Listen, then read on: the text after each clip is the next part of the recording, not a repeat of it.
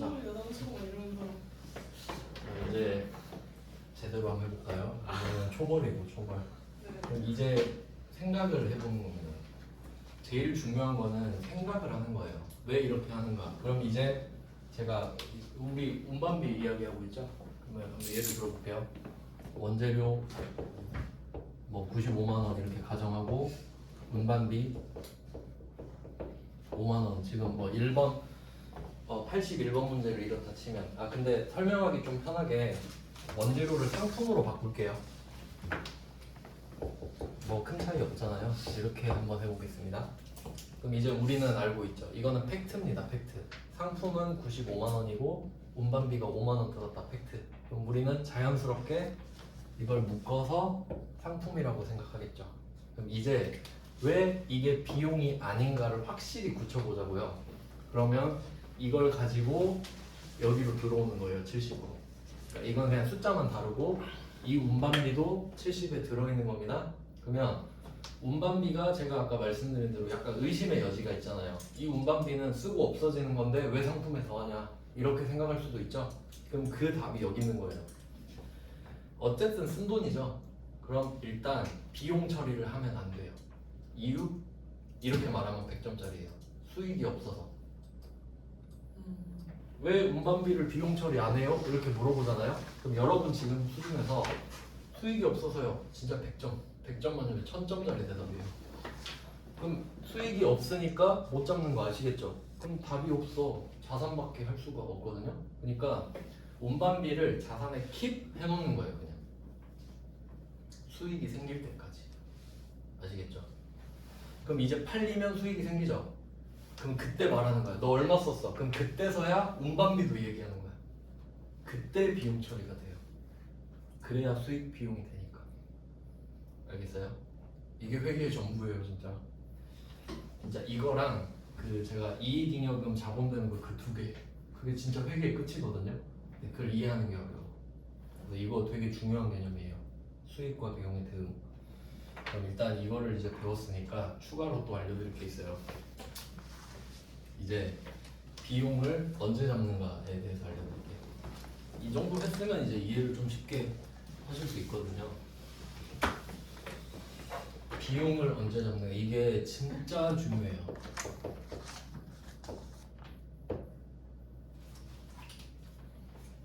왜냐면 수익은 찾는 게 어렵지 않아요. 왜냐면 제품 매출, 상품 매출하면 수익이잖아요. 느낌이 딱 오죠? 돈 벌었네. 근데 비용은 훨씬 많죠. 수익보다. 여기도 돈 쓰고 저기도 돈 쓰고. 그럼 언제 잡는지 정리가 사실 돼 있거든요. 근데 이걸 알고 보면 진짜 달라 보여요. 저도 옛날에 모르고 막 했는데 이 기준대로 가면 진짜 체계적이라는 걸 느낄 수 있거든요. 세 가지를 알려드릴게요. 비용 잡는 방법. 첫 번째, 원칙입니다. 수익, 비용, 대응.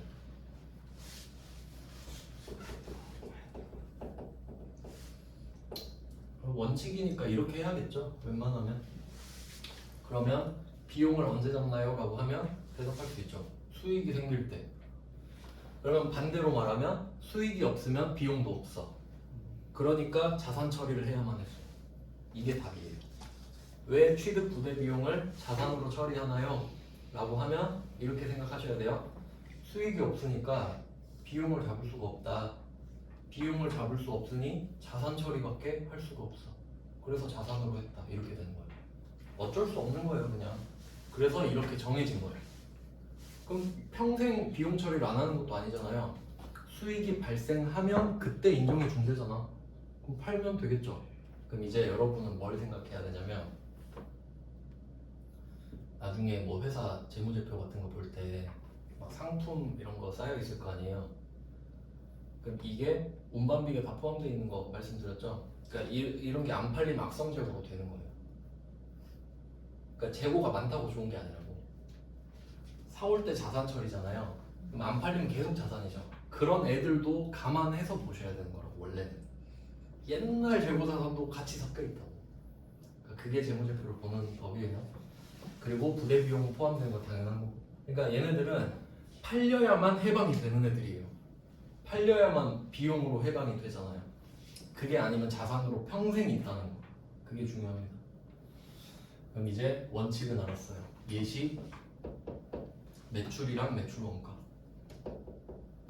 매출 수익 잡을 때 매출 원가를 잡으세요. 이게 원칙이거든요. 아시겠죠? 원칙인 거? 근데 웃긴 게 뭐냐면 원칙인데 이걸 쓸 수 있는 경우가 거의 없어요. 왜 그런지 생각해 볼게요. 일단 원칙, 근데 얘는 되니까 하는 거거든요. 왜 되는지 또 생각해 볼까요? 재고자산은 1대1이 확실하잖아. 그러니까 만약에 재고자산을 여러분 1000개를 사왔어요. 그럼 1000개 팔면 1대1 다 대응되는 거죠. 사왔던 가격, 파는 가격 다 정해진 거잖아요. 그러니까 이 물건을 사왔기 때문에 팔 수 있는 거잖아요. 그러니까 살 때 팔 때 가격이 딱 대응이 된다고요. 하나하나니까. 그럼 당연한 말 아니냐 할 수 있는데 아닌 것도 제가 말해볼게요. 아닌 게 훨씬 많으니까. 자, 두 번째, 기간 대응이라는 게 있어요. 기간입니다. 얘는. 그러니까 수익 비용을 뭘 말하냐면 1대1 대응을 말해요. 상품 하나 사와서 상품 하나 팔죠. 그러니까 그 하나가 사온 가격, 파는 가격이 정확히 있잖아요. 그게 1대1 수익 비용 대응이에요. 확실히 돼. 이제 기간 대응 갑니다. 얘는 감가상각비 하나 알아두시면 돼요. 안 배웠는데 이걸 알려드릴게요. 감가상각비.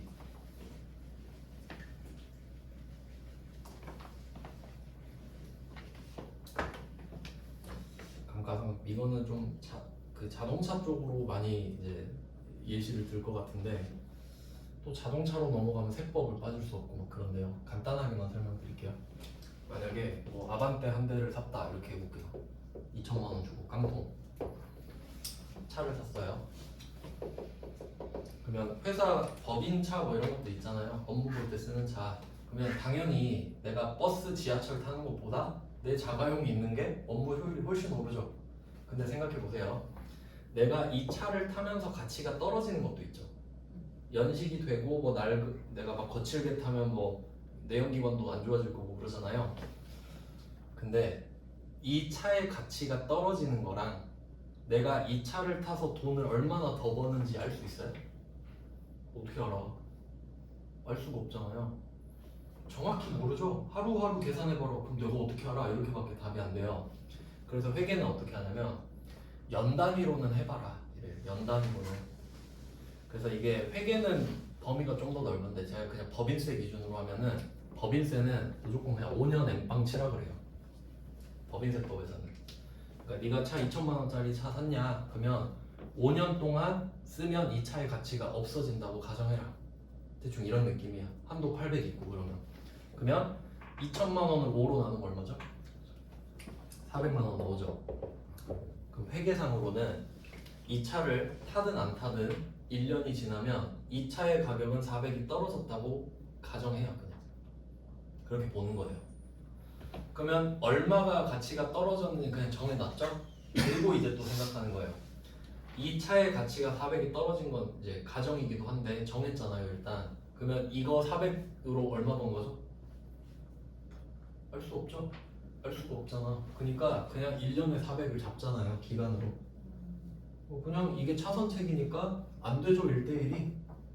이 차를 얼마로 벌었고 얼마를 썼는지 모르잖아요. 안 되니까 기간으로 가는 거예요.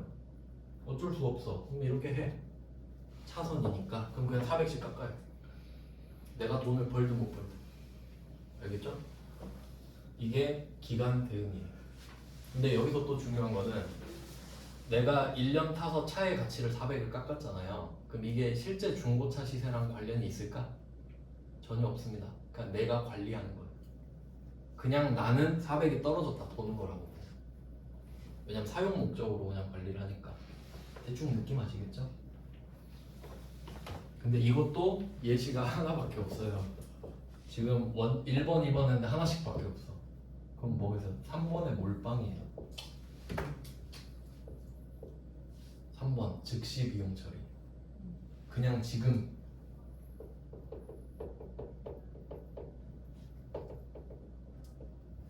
즉시 비용 처리. 예시 1번, 2번 빼고 다 전부 다 쓸 수 없어요. 다. 그래도 하나 해볼게요. 우리 배웠던 거. 여비교통비 기억나요?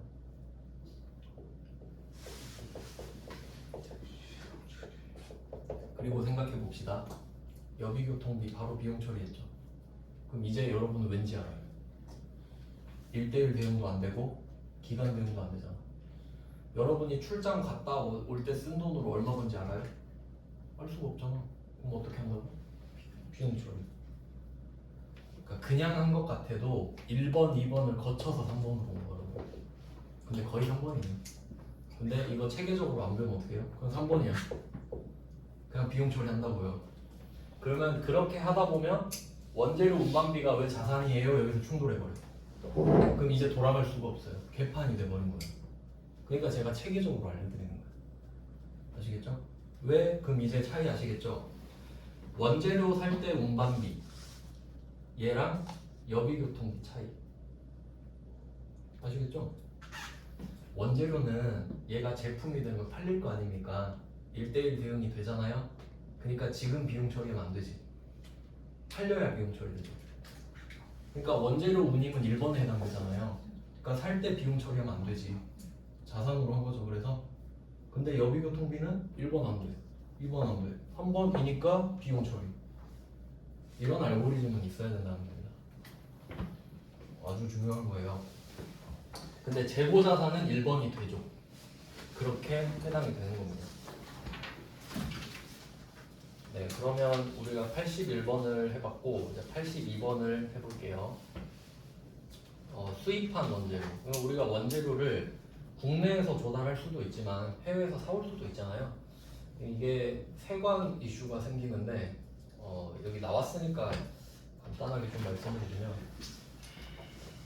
수출 이거 부가가치세에서 자세히 하는데요.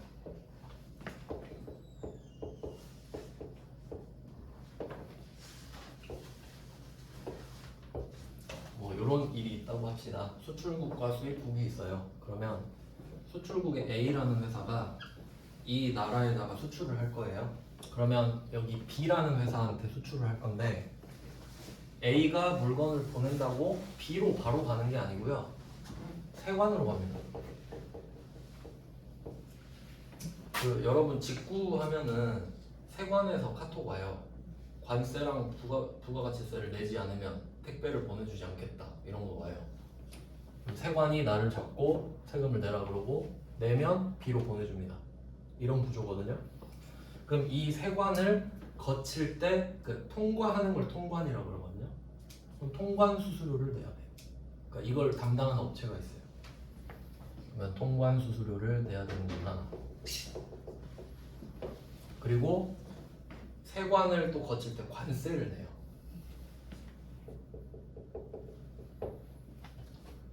관세는 약간 느낌이 벌금 같은 거예요.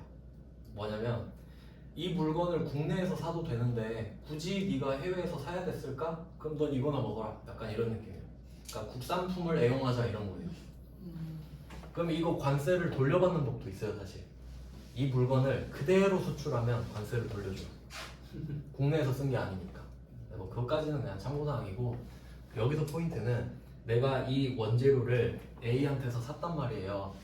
그럼 이거 세관 안 넘어오면 나한테 올 수가 없죠. 관세 안 내면 나한테 올 수가 없죠. 그래서 82번 답을 찾아보자. 수입한 원재료에 대해서 관세가 200, 통관 수수료가 30, 현금으로 230 나갔죠. 계정 과목을 찾으세요. 답은 원재료 230만 원이죠. 이 돈 안 내면 원재료를 볼 수가 없어요. 그러니까 정확히 말하면 82번 문제 이후에 81번 사건이 발생한 거예요. 통관했죠. 그리고 운반할 거 아니에요. 그럼 결국 다 같은 거예요. 81번, 82번 다 같은 거다. 그래서 우리는 시야를 좀 넓혀야 되는 게 매입 운임, 관세, 통관 수수료 이런 걸 외우는 게 중요한 게 아니라 이 돈 안 내면 내가 원재료 구경을 못 하잖아요. 그럼 그냥 원재료다. 이렇게 좀 크게 보셔야 된다고. 그럼 이렇게 공부를 하시면 나중에는 처음 보는 게 나와도 그냥 원재료가 답이에요. 딱 느낌이 아 이거 안 내면 원재료 못 보는구나. 그럼 원재료. 그럼 여기서 원재료를 찾았을 때 이걸 다시 가야 되는 거죠. 아, 1번에 해당하니까 비용 처리하면 안 되는구나. 지금 비용 처리하면 안 되잖아요. 수익 비용 대응해야 되니까. 그럼 이 원재료의 미래를 보세요. 원재료의 미래는 제품이 돼서 팔리는 거죠. 그게 수익이구나. 그때 비용 되겠구나. 그러니까 지금은 비용이 안 돼. 그래서 원재료 자산 이렇게 가는 거라고 원래. 아시겠죠? 그래서 결론 81번, 82번은 똑같은 문제다. 똑같이 보여야 돼요. 네, 그렇게 받고 이제 83번으로 가겠습니다. 83번 상품 매입에 따른 이렇게 돼 있죠. 그럼 사실 여기서 끝나요. 상품 매입에 따른 하면 답이 정해진 거야. 답은 상품입니다. 맞죠? 그렇잖아요. 상품 매입 왜냐면 상품 1번이죠. 그럼 비용은 아닐 거 아니야. 그러니까 상품이죠. 그리고 이제 다시 위로 가서 볼까요? 81번은 그럼 답이 어디서 정해졌냐면 매입한 원재료에 대한 여기서 끝났어 사실. 왜? 원재료니까. 그럼 82번은 어디서 끝났죠? 수입한 원재료에 대해 여기서 끝났었다고 사실. 1번이니까 비용 아니네, 자산이네, 자산 원재료, 원재료 상품 이렇게 되는 겁니다. 그러니까 아는 사람은 엄청 쉽죠. 아는 사람은 보고 그냥 뭐 이런 문제를 내나 이러겠죠. 그래서 83번은 상품이에요. 금액은 영수증 안에서 찾으시면 돼요. 430만 원이죠. 네, 이런 문제가 좋은 문제예요. 아는 사람만 쉽게 푸는 문제. 모르는 사람은 막 헤매다가 틀리고. 자, 그리고 이제 좀 너무 쉽다라고 생각하실 것 같아서 이제 경계를 한번 해야겠죠. 84번입니다. 84번 매출 거래처가 나왔군요. 그럼 이제 우리는 매출을 하겠네요. 이거는 팔 겁니다. 자, 부품을 여기 자 문제 한번 내볼게요. 지금 매출 거래처한테 부품을 화물차로 보내죠. 그럼 이 부품이 상품인지 제품인지 알 수 있을지 한번 생각해 볼게요. 이 문제를 읽고 알 수 있다 없다 이것만 맞춰봐요. 있다. 어떻게? 제품 아니에요? 팔았으니까. 그럼 상품은 안 팔아요? 아, 여기서 알 수 없어요. 왜?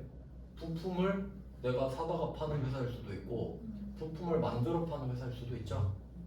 그러니까 알 수 없다가 정답이에요. 그럼 이제 생각을 해보세요. 아니 알 수 없는데 문제를 어떻게 풀라고 하지? 그게 답이랑 상관없으니까 안 알려준 겁니다. 거기까지 가면 제일 좋은데 그럼 한번 볼게요. 자, 우리가 팔잖아요. 지금 사는 게 아닙니다. 팔 때 운임을 30만 원을 냈거든요. 그럼 이건 무슨 말이냐면 아까는 원재료를 사왔죠. 그럼 사올 때 운반비 내가 내는 거 당연하잖아요. 근데 이번에는 파는데 내가 내준 거예요. 그러니까 프로모션 같이 우리 물건 사주셨으니까 운반비 제가 쏠게요 이런 느낌이에요. 그럼 이때 매입 운반비는 아니고 매출 운반비죠. 그래서 여러분은 81번과 84번을 비교하셔야 돼요. 파는 거잖아요. 그럼 차이가 뭔지 생각해 볼게요. 둘 다 운반비죠. 81번은 원재료를 사는 거잖아요. 수익 있어요? 없죠. 그럼 비용 못 잡죠. 그래서 자산인 원재료로 했잖아요. 자, 이제 84번으로 가보세요. 이거 매출 거래처에 보냈다는 말은 팔았다는 소리죠. 수익이 있다는 소리죠. 얼마인지 몰라. 근데 발생했죠. 그럼 이 운반비는 자산이에요? 비용이지. 이렇게 이해하는 거예요. 비용이에요. 그러니까 운반비 이렇게 외우면 안 되지. 재밌지 않아요? 여기서 소름 한번 돋아줘야 되는데. 여러분 다 소름 돋아줬구나 지금. 헷갈려서. 이거 진짜 재밌는 건데. 근데 이거 알고 진짜 재밌어 했거든요. 교수가 안 알려준 걸 내가 찾았으니까. 그럼 답이 비용이란 것만 알아도 여러분 맞힌 겁니다. 계정 과목 몰라도. 근데 이제 알면 좋겠죠. 운반비라는 계정 과목이 있다고 제가 말씀드렸잖아요. 운반비 쓰겠죠. 근데 운반비 쓰면 500, 800 나와요. 비용이잖아요. 몇 번일까요? 뭐 했어요 지금? 맥주. 매출, 판매 관리했죠. 800번. 또 여기서 500번 쓰면 안 돼요. 영업. 판 거니까. 지금 내가 이거 내줘야 매출이 더 늘겠죠. 이게 답이에요. 뭐 금액은 안 쓸게요. 자, 그럼 아까 거랑 또 합쳐볼게요. 완전 풀 버전을 한번 만들어 봅시다. 그러면 금액을 좀 키워볼게요. 이거를 800에 사와서 1000에 파는 이야기를 해볼게요. 800에 사와서 그러면 800에 사와서 1000에 파는 거예요. 그러면 상품 매출 1000 통계를 한번 보여드릴게요. 제대로. 그러면 이때 뭐 외상 매출금이라고 할게요.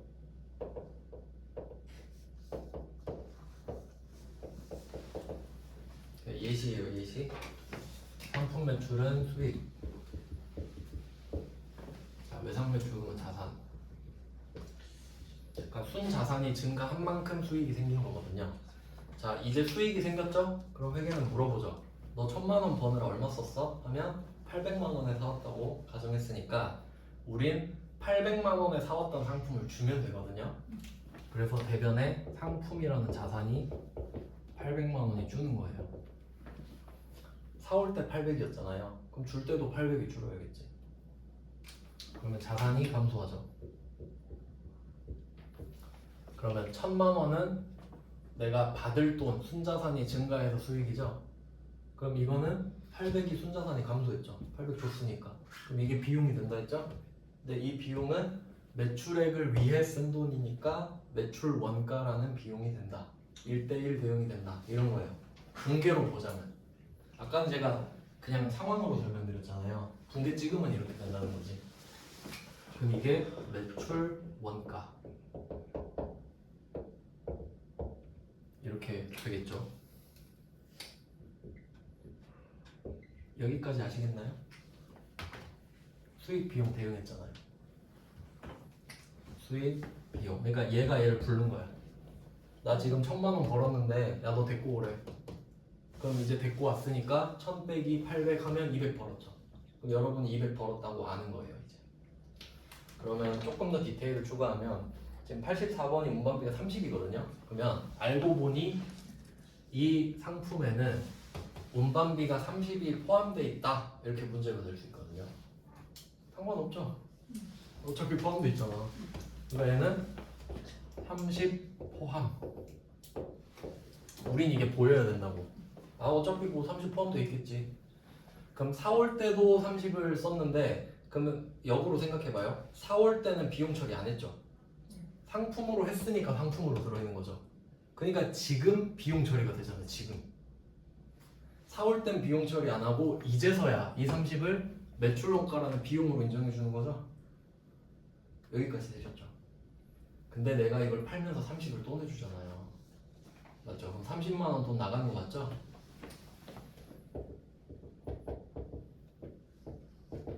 나간 거 팩트잖아요.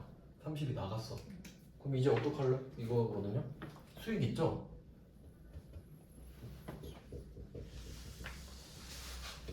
그러면 얘가 얘도 부르지. 이거 벌려고 30 쓰는 거 아니에요?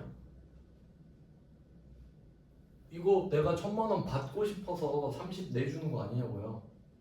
그쵸? 그러니까 얘도 부른다니까. 아 너도 내 1000만 원 버는데 기여했구나. 그럼 너는 지금 비용 와야지. 이렇게 되는 거야. 그래서 그 계정 과목이 800번 운반비.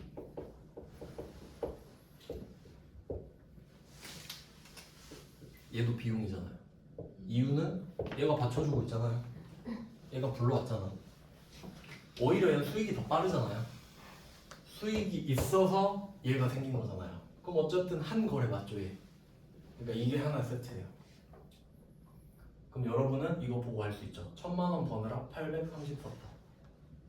그러면 엄밀히 따지잖아요. 상품 770이죠. 상품값만. 4월 때 운반비 30이죠. 여기 포함되어 있잖아요. 팔 때 운반비 30이죠. 그러니까 여러분 이게 830이 비용이 되는 거예요. 결과적으로. 아시겠어요? 그러니까 회계는 운반비가 중요한 게 아니라 이거 버느라 얼마 썼냐고만 물어봐. 그럼 그냥 다 때려 박아서 말하면 돼요. 나 1000 버느라 830 떴어. 그럼 주주들은 그냥 170 벌었구나 넘어가는 거지. 뭐 운반비, 뭐 미주알, 보주알 이런 거 안 따지는 거예요.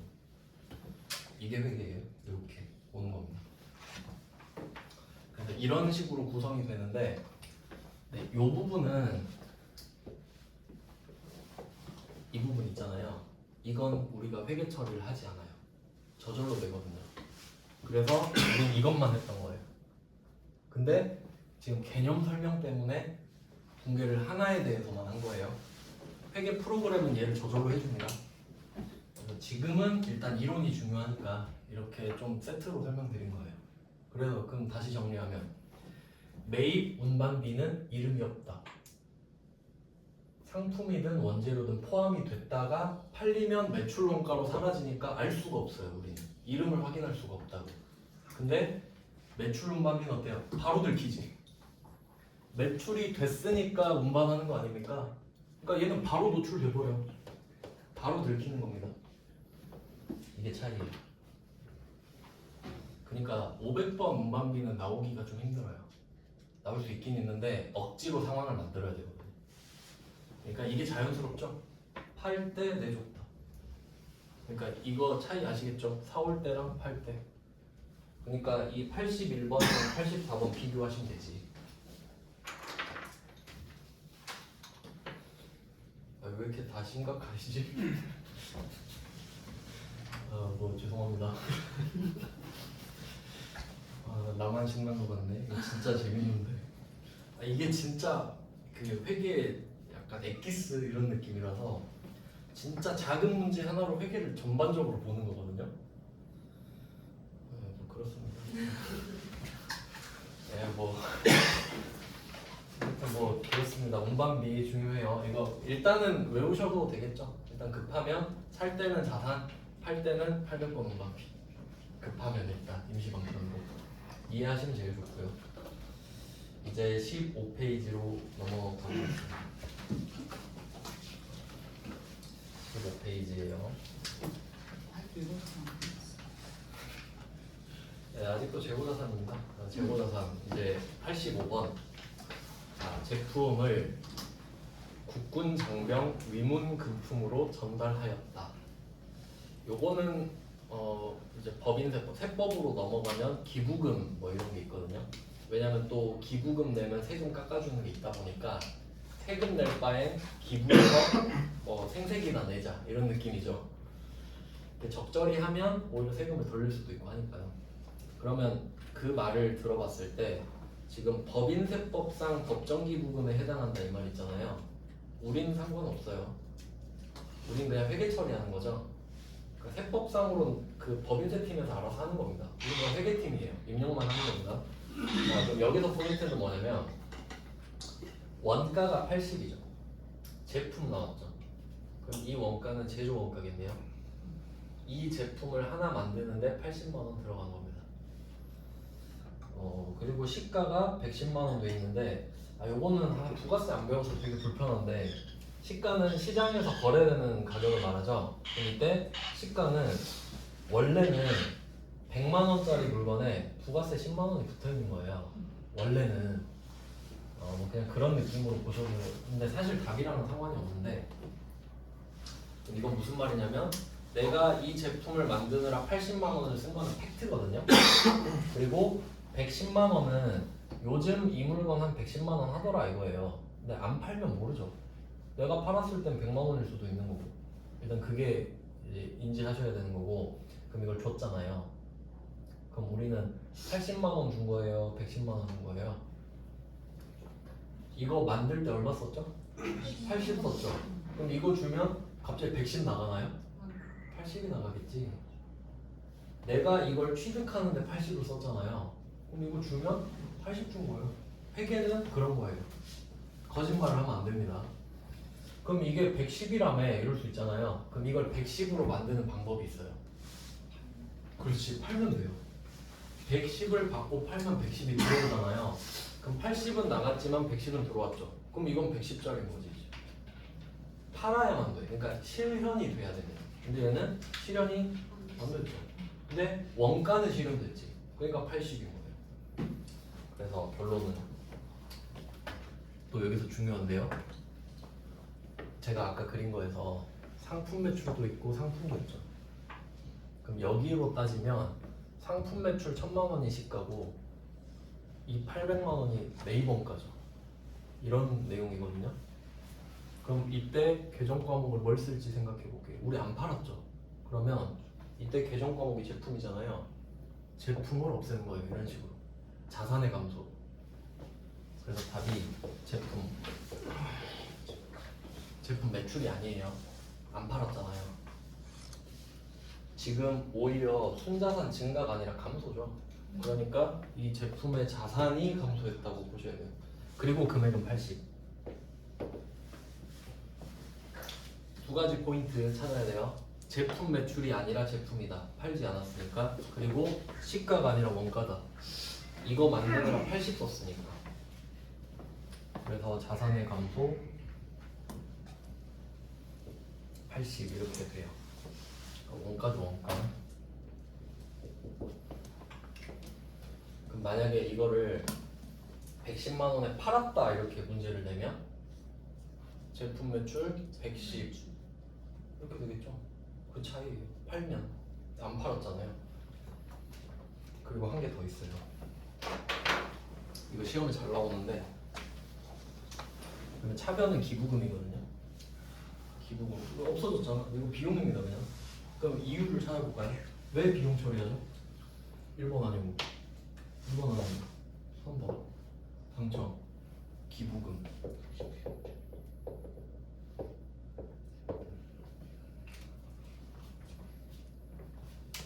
비용입니다.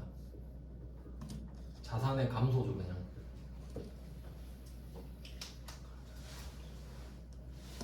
그러니까 이거를 110에 팔았다면 이익이 30이 남았을 거예요.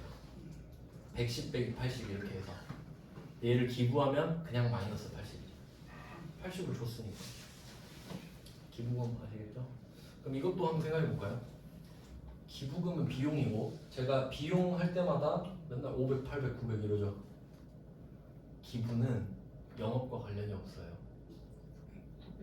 900이에요. 저절로 900이거든요. 하나밖에 없어요. 그럼 안 쓰죠 저는 번호. 하나밖에 없는 건 안 씁니다 저는. 여러분이 썼을 때 500, 800, 900 나오는 것만 쓰는 거예요. 그럼 이건 900이니까. 그럼 또 반대로 이것까지 알아도 돼요. 그 옛날에 적대비인 게 지금 기업 업무 추진비라고 말씀드렸거든요. 그건 영업과 관련이 있어요. 맞죠? 적대를 해야 매출액이 늘어나죠. 근데 기부한다고 매출액 늘어나나요? 그건 아니죠. 간접적으로 늘어나죠. 이미지가 좋아진다 이런 거. 그래서 얘는 영업과의 비용입니다. 한 개 더 있어요. 이것 때문에 많이 틀리거든요. 이건 그냥 일단 적어도 돼요. 적요8이에요. 적요8. 적요8. 이것만 이제 외우시면 되는데 정확한 명칭은 타 계정으로 대체액이에요.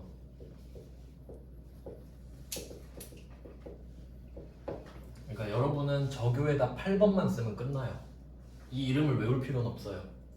그냥 제가 쓰는 거예요. 여러분은 적요 8만 외우면 돼요. 자, 그럼 이제 이걸 설명을 해드릴 거예요. 그러니까 이 문제가 되게 간단한 편이거든요. 되게 많이 틀리는 이유가 이걸 빼먹어서 그래요. 그럼 이제 이 두 개를 조합할 거거든요. 이것까지만 여러분이 버텨주면 참 좋을 텐데 이것까지만 하고 재고자산 끝이거든요. 이 두 개 합칠 거예요.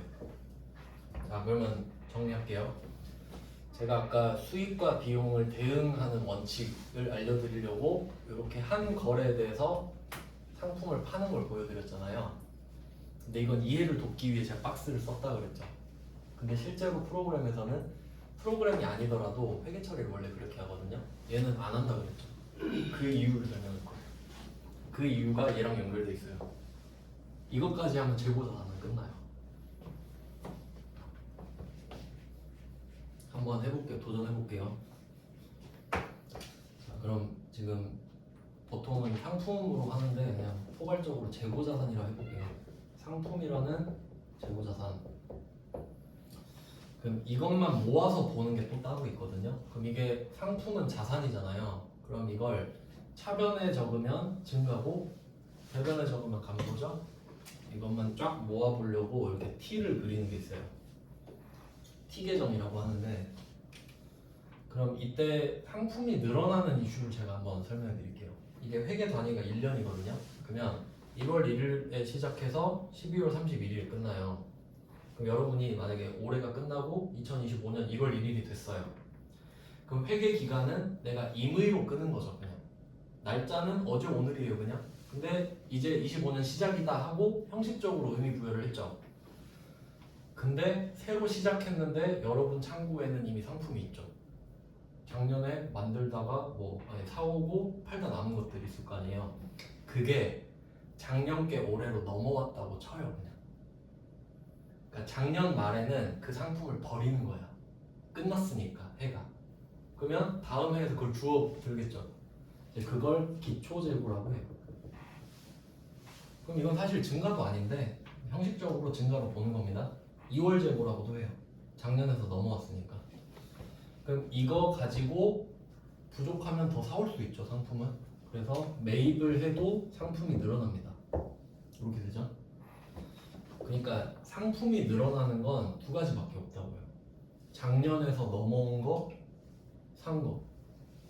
그 외로 늘릴 수 있는 방법이 없죠. 그럼 이 두 개를 합쳐서 뭐라고 하냐면 판매 가능 재고라고 해요. 그냥 판매가 가능하니까.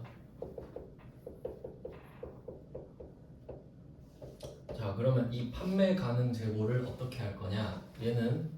얘도 뭐 두 개밖에 없죠. 판매가 되거나 안 되거나. 그럼 판매가 되면 아까 보여드린 대로 매출 원가로 빠집니다. 여기서 포인트는 팔린 거를 매출이라고 안 하고 매출 원가라고 하는 거거든요. 이유가 뭐냐면 매출은 받은 돈이죠. 매출 원가는 내가 사왔을 때 가격을 쓰죠. 그러니까 상품 매출을 쓰면 가격이 안 맞아 버리거든요. 그러니까 내가 800에 사왔어요, 상품을. 그럼 이거 팔면 800이 줄었다고 해야 될 거 아니에요. 800에 사왔는데 1000이 줄었다 이러면 말이 안 되잖아요. 그러니까 800에 사왔는데 800이 줄었어요 이 말을 하려면 매출 원가라고 써야 맞다고. 금액이 사올 때 800이었으니까. 그래서 팔린 걸 매출 원가라고 해요. 아까 보여드렸던 거죠. 매출액을 위해 쓴 돈, 원가 개념이 되니까 팔린 애를 매출 원가라고 합니다. 얘는 비용인데 이 비용과 대응돼서 사라졌다는 소리예요. 감소로. 자, 그리고 올해가 끝나면 올해 버리고 끝내야겠죠. 내년이 받아야 되니까. 그러면 얘가 또 기말재고로 넘겨준단 말이에요. 우리 입장에서 버리는 거지. 그럼 내년 초엔 다시 기초로 줍겠죠. 이게 무한 반복이에요. 그럼 얘는 차기 2월이 돼요. 넘기니까. 자, 근데 한 칸 제가 비워놨잖아요. 이제 분배를 안 하는 이유, 이 분배를 안 하는 이유인데 원래는 어떻게 하냐면 이 기초 금액이랑, 그러니까 원래 이 재고 자산은 수량과 단가예요. 수량과 단가. 그러니까 제가 여기에 800이라고 적었지만 조금 더 디테일하게 보면 이런 거란 거예요. 80만 원짜리를 10개를 사왔다. 뭐 그런 내용이라는 거지. 그러니까 그걸 곱한 총액을 적는 거죠. 뭐 이렇게 완성이 된 금액인데, 그럼 이것도 임의대로 그냥 금액을 한번 써볼게요. 요거는 이해를 못 하셔도 돼요. 하면 좋은 거예요, 그냥. 왜냐면 컴퓨터가 알아서 해주거든요. 근데 그 이유를 좀 이해하면 좋으니까. 그러면 이 사이에 일단 답을 적어놓고 이게 타계정으로 대체가 들어가거든요.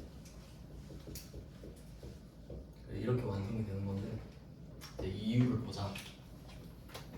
금액은 그냥 뭐 간단하게, 그러면 기초를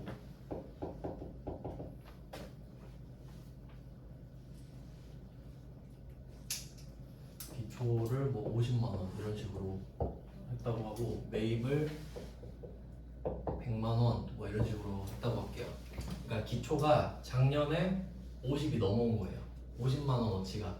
예를 들면 50개 곱하기 만원 이런 식으로 50만 원이 넘어왔고 내가 100만 원을 새로 샀어요. 그러면 내가 갖고 있는 게 지금 150만 원이 되겠죠.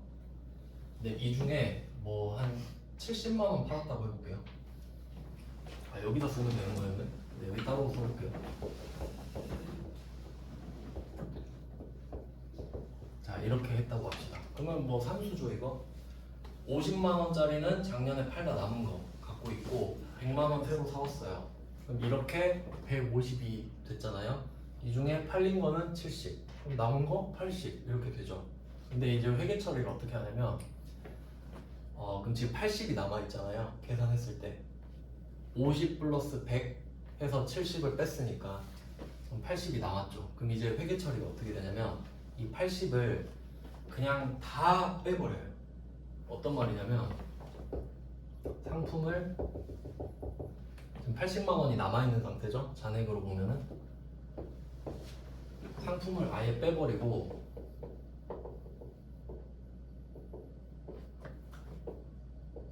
이런 식으로 12월 31일에 한 번에 다 해버려요. 12월 31일에 아예 나 잘못 말했다 죄송해요.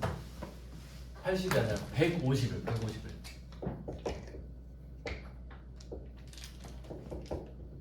다시 정리할게요. 죄송합니다. 그러니까 기초가 50이 있고 매입이 100이 있어요. 그러면 판매 가능 재고가 150 이렇게 되는데 아까 제가 물건을 팔 때마다 파는 것만 적는다 그랬죠. 그러니까 박스는 안 적는다 했잖아요. 그럼 위에 수익만 계속 적는 거거든요. 그 이유가 원가는 계속 안 잡아요. 이유가 12월 31일이 되면 그러니까 수익은 잡히고 있는데 재고는 안 빠지고 있는 상태거든요. 그럼 이 150이 지금 쌓여 있는 거잖아요. 150을 아예 그냥 없애고 매출원가로 다 잡아요. 다 잡아버려. 근데 우리는 지금 80이 남았죠 사실. 실제로 팔린 건 70이잖아요. 근데 우리는 지금 이걸 알고 있거든요. 창고 가봤는데 80만 원어치가 남았죠. 그럼 이렇게 다 털어놓고 창고 가서 80인 걸 확인했잖아요. 그럼 이만큼만 취소해요. 매출원가를 80이 있네. 그럼 매출원가를 반대로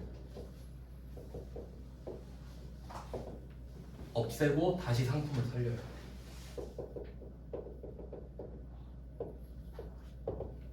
이걸 하는 거거든요. 다시 정리해 볼게요. 그러니까 우리는 작년 말에 팔다 남은 게 50만 원 있어요. 그리고 100만 원을 사왔어요. 그러면 맥스가 150이었죠.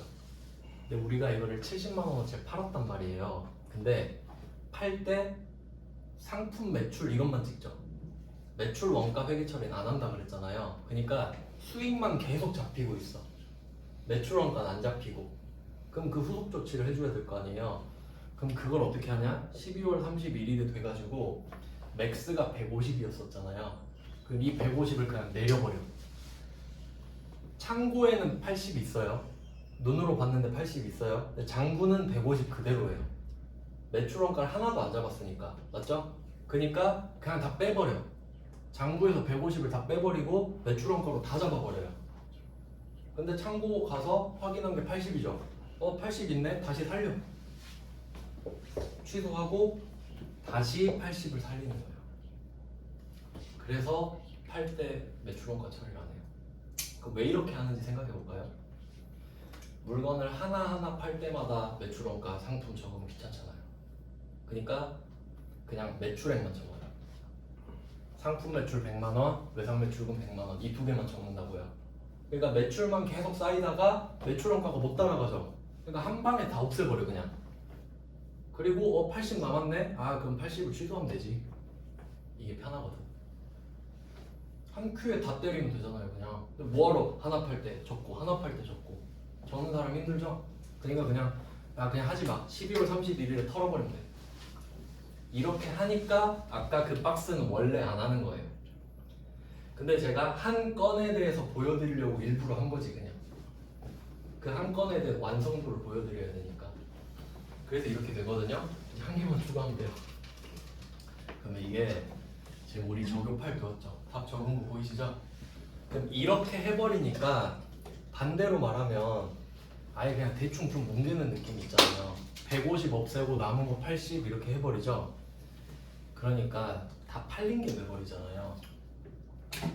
여기에 저격팔이 붙어주는 거예요.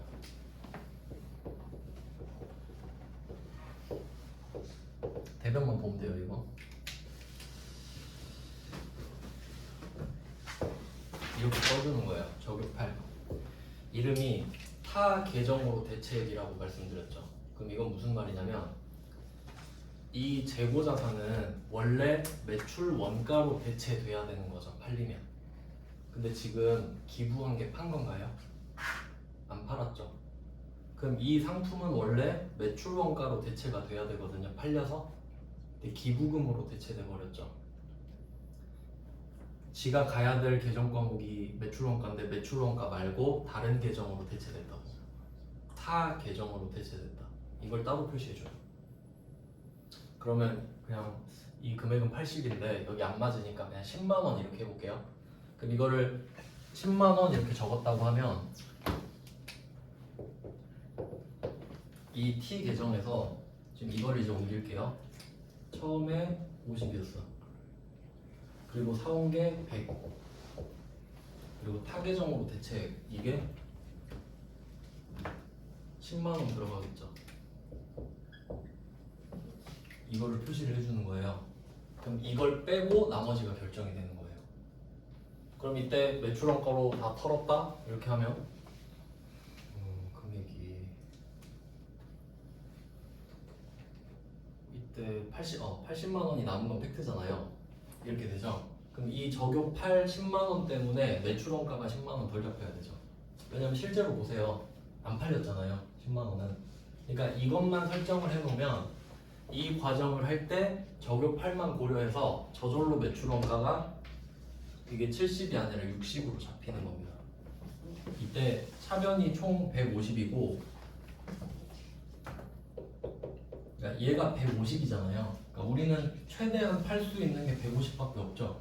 근데 여기가 막 200 되면 안 되잖아요. 그러니까 80 정해줬고 10만 원도 정해줬죠.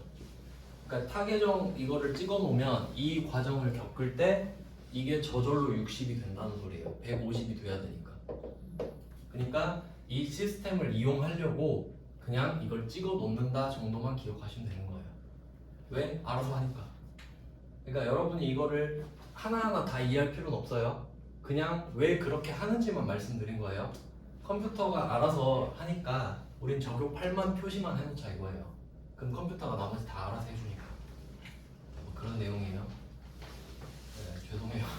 그러니까 기부금 같은 건 타계정 이걸로 처리하면 좀 매출 원가가 자동으로 네, 깎이는 거예요. 그게 덜 반영되는 거니까. 근데 이것까지 하면 너무 지금 분위기 안 좋아가지고 붕괴는 안 했는데, 그러니까 이걸로만 보시면 돼요. 그러니까 산 이름 자체가 적용 8이에요. 네, 그러니까 적요라는 칸이 있는데 거기에 8 쓰면 끝나요. 그러니까 이름은 안 외워도 된다 했잖아. 근데 그 적요에 8을 안 써서 틀린다고요. 아시겠죠? 그러니까 결론은 안 팔았다 그럼 8 적는다 이것만 생각하시면 됩니다. 적요 8. 이름은 안 외워도 돼요. 근데 그냥 제 욕심으로 왜 그렇게 되는지만 설명한 거예요. 그냥 뭐 그런가 이 느낌만 받으면 돼요. 그러니까 요 정도만. 그러니까 이 적용 8이 매출원가를 깎아먹는구나. 그러니까 이게 있어야 아 우리가 60을 팔았구나 이렇게 할 수 있잖아요. 그럼 반대로 생각해봐요. 내가 이걸 기부했는데 적용 8을 안 했다고 해봅시다. 그럼 컴퓨터는 매출원가를 얼마로 표시하겠어요? 70으로 표시하겠죠. 그럼 거짓말 아니에요. 그러니까 그렇게 안 되려고 하면 적용 8을 표시해주면 된다 이거예요. 기부금 뭐 접대비 이런 거 네네네. 다 적용 8로 보내고 맞아요. 안 판 거니까. 나머지 가지고 그거 빼고 나면 매출 원가가 나오고 맞아요. 이거는 팩트니까 살아있고 그 적용 8이 여기 쌓여있으면 거기서 뺀 게 저절로 매출원가가 되는 구조라는 거죠. 일단 그래요. 네, 일단 10분 쉬고 네, 마지막이죠. 5시 5분부터 하겠습니다.